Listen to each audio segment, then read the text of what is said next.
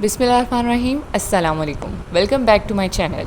Today, the topic that we are going to discuss is the common grammar mistakes.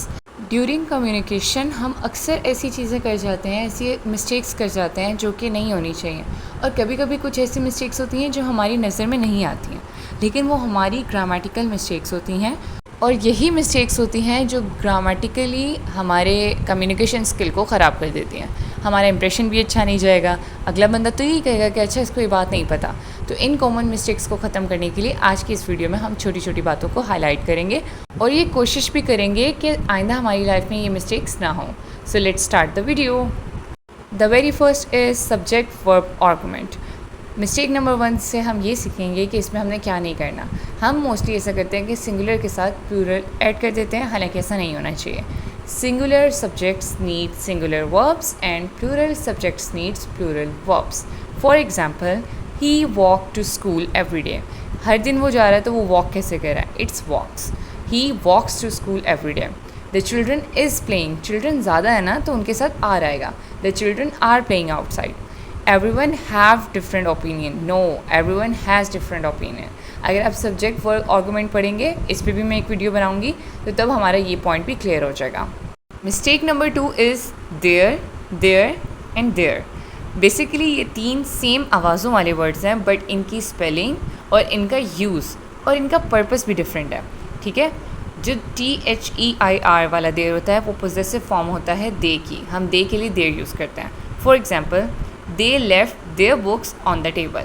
ठीक है, जो there होता है THERE वो होता है किसी जगह की या किसी पोजीशन के बारे में किसी का रेफरेंस दे रहे हो आप। For example, please put the box over there. मैं बता रही हूँ कि ये बॉक्सेस उधर रख दो। Then we have there. They के साथ अपोस्ट्रॉफ और RE लगा होता है, वो कॉन्ट्रैक्शन होता है दे आर की। For example, they are excited about the trip. They are there से। ठीक है। Mistake number 3 is your versus you're. अब देखें, योर जो होता है वो हम करते हैं पोजेशन के लिए। ठीक है, जैसे ये आपकी है, ये उसकी है। ठीक है, the you're is you are का कंट्रैक्शन होता है। Okay, for example, you are going to love this movie. No, you are going to love this movie. Is this your book? No, is this your book?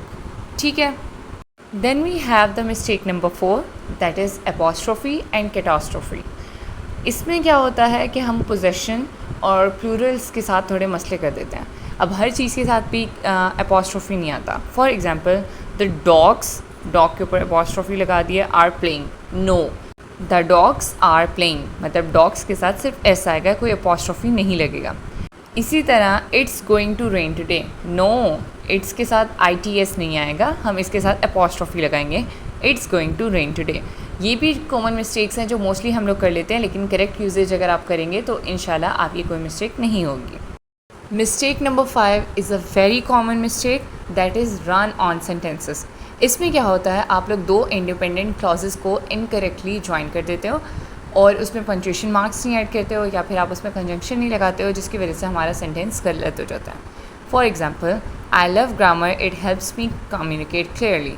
लेकिन अगर हम ये लिखें, I love grammar because it helps me communicate clearly. ठीक है, इससे हमें sentence का पर्पस समझ आ गया। Then we have another example that she went to the store, she bought some milk. मतलब ये कोई सेंस बन रही है। अगर यही कोई पंक्चुएशन मार्क होता तो हमें पता चलता कि अलग अलग बातें हो रही हैं। For example, she went to the store, comma, and she bought some milk. एक डिफरेंट सेंटेंस है, 2 इंडिपेंडेंट क्लॉजेस हैं और अपनी जगह स्टैंड आउट भी कर सकते हैं, लेकिन अगर हमने उनको इकट्ठे ज्वाइन किया है तो हम उसको प्रॉपरली रिप्रेजेंट भी करेंगे। ठीक हो गया। Mistake number 5 is misplaced modifiers. Modifiers वो होते हैं जो किसी भी चीज़ की डिस्क्रिप्शन बताते हैं। किसी भी ऐसा वर्ड हो सकता है जो हमारे सेंटेंस में हमें बताता है कि ये चीज़ है, ये काम कर रहा है। इसमें मिस्टेक ये आती है व्हेन वर्ड्स और phrases are placed too far from what they are modifying. For example, walking down the street the trees were beautiful. इसकी कोई सेंस समझ में आ रही है? अगर हम इसकी करेक्ट प्लेसमेंट करें तो उसमें यह आ जाएगा कि walking down the street, comma, I saw beautiful trees. Next example is I only bought 2 shirts at the mall. लेकिन अगर मैं इसकी करेक्ट प्लेसमेंट करूँगी मॉडिफायर की तो that is basically I bought only 2 shirts at the mall. एक simple से word only say इस सेंटेंस में चेंज आ गया। आई ओनली बॉट से आई बॉट ओनली बन गया, ठीक है। ओनली पे स्पेसिफिकेशन आ जाएगी, उस पर ज़्यादा इन्हेंसमेंट आ जाएगी और पता चलेगा कि मैंने सिर्फ 2 शर्ट्स ली थी, ठीक है। इस तरह की मिस्टेक्स को करेक्ट करके हम अपनी इस एरर को हम ठीक कर सकते हैं, आराम से कर सकते हैं। एक और बहुत ही कॉमन और बहुत ही ज़्यादा कॉमन मिस्टेक है हमारे पास, that is affect versus affect. इन दोनों को हम प्रोनाउंस सेम ही उसमें करते हैं, लेकिन इनकी स्पेलिंग डिफरेंट होती है और इनका मतलब भी different. Affect AFFECT is basically a verb that we use to influence or to produce a change। ये मैं तब यूज़ करूँगी जब मैंने कोई चेंज बताना है, या मैं ये बता सकती हूँ कि ये वर्ड मैं तब यूज़ करूँगी जब मैंने बताना हो कि अच्छा ये चीज़ मेरे लिए असरअंदाज हो सकती है। For example, the weather will affect our plans. जाहिर सी बात है, मौसम ख़राब है तो वो मेरे प्लान्स को चेंज कर सकता है। And how does stress affect your sleep, मतलब इस चीज़ ने आपके उसके ऊपर स्लीप पैटर्न पे क्या असरअंदाज किया। इसी तरह है EFFECT, that is basically a noun और इसका मतलब होता है result. This affect of medicine was immediate, the special effects in the movie were amazing, ठीक है। This is basically showing the consequences, the results, ठीक है। ये याद रखिएगा कि जो ए वाला होता है वो वर्ब होता है और जो ई वाला होता है वो नाउन होता है। होप सो आपकी ये वाली मिस्टेक तो नहीं होगी, वैसे मेरी भी बहुत ही होती थी लेकिन अब सेट हो गया। Last but not least is the repeating mistake it's versus it's.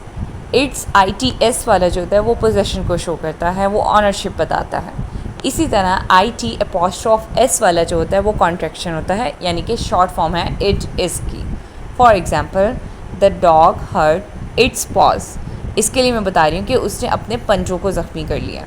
इसी तरह अगर मैं करूँगी कि it's going to rain today, it is going to rain today के लिए मैं ये बता रही हूँ, ठीक है। कॉन्ट्रैक्शन और पोजेशन का अगर आपको डिफरेंस समझ में आएगा तो आपको ये भी पता चल जाएगा कि ये वाली मिस्टेक मैंने नहीं दोहरानी। So these were few mistakes, hope so ये एरर्स नेक्स्ट टाइम आपके नहीं होंगे, क्योंकि कॉमन मिस्टेक्स हैं तो हम लोग करते रहते हैं। But always remember that practice makes the man perfect, ठीक है। लर्न करते रहें, इम्प्रूव करते रहें, आहिस्ता आहिस्ता आपकी ग्रामेटिकल स्किल्स और मिस्टेक्स दोनों ठीक हो जाएंगी। सो मिलते हैं नेक्स्ट वीडियो में। Thank you so much for watching. अल्लाह हाफिज़।